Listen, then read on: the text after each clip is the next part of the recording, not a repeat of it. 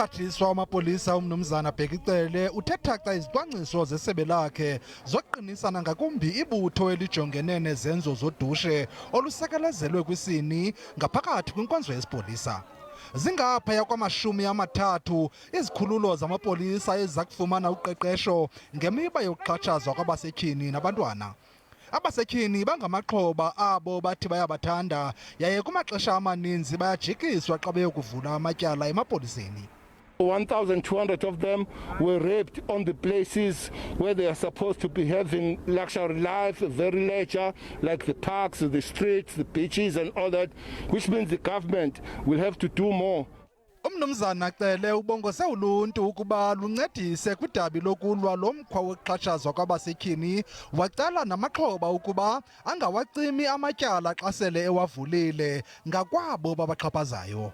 Policing is within your home. You police within your home. You protect your children. You protect your mother. You protect the sister that you were brought up with. You protect everyone, your neighbors and everyone around you.